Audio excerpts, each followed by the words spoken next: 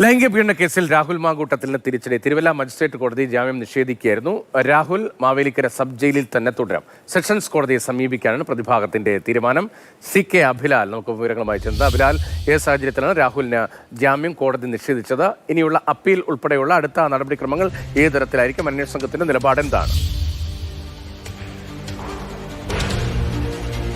Crime branch case 100/2026 ബലാത്സംഗം, ഭീഷണിപ്പെടുത്തൽ എന്നീ വകുപ്പുകൾ ചുമത്തപ്പെട്ട കേസിലാണ് രാഹുൽ മാങ്കൂട്ടത്തിന് കനത്ത തിരിച്ചടി ഉണ്ടായിട്ടുള്ളത്. ഇദ്ദേഹത്തിന്റെ ജാമ്യം നിഷേധിച്ചുകൊണ്ട് ബെയിൽ ആപ്ലിക്കേഷൻ ഡിസ്മിസ്ഡ് എന്ന ഒറ്റ വാചകത്തിൽ ജഡ്ജ് അരുന്ധതി ദിലീപ് ഉത്തരവ് ഒതുക്കുകയാണ് ഉണ്ടായത്.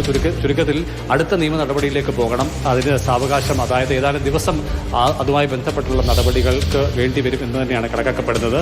ഈ കേസിലെ ഉത്തരവ്, ഇതുമായി ബന്ധപ്പെട്ട കോടതി ഉത്തരവ് ലഭിച്ചാൽ ഉടൻ അതിന്റെ പകർപ്പുമായി പ്രതിഭാഗം പത്തനംതിട്ട ജില്ലാ സെഷൻസ് കോടതിയായിരിക്കും സമീപിക്കുക. ആ അപേക്ഷ സമർപ്പിച്ച ദിവസം തന്നെ ഇത് പരിഗണിക്കപ്പെടണമെന്നില്ല. പരിഗണിക്കാൻ മറ്റൊരു ദിവസത്തേക്ക് മാറ്റിവെക്കാം.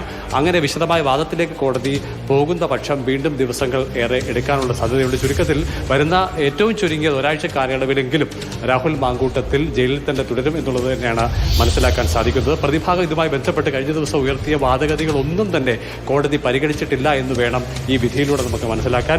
പ്രതിക്ക് യാതൊരു കാരണവശാലും ജാമ്യം നൽകരുത് എന്നുള്ള വാദമാണ് പ്രോസിക്യൂഷൻ ഉയർത്തിയത്. പ്രതി സമാനമായ മറ്റ് 2 ലൈംഗിക ആരോപണ കേസുകളിൽ കൂടി പ്രതിയാണ്.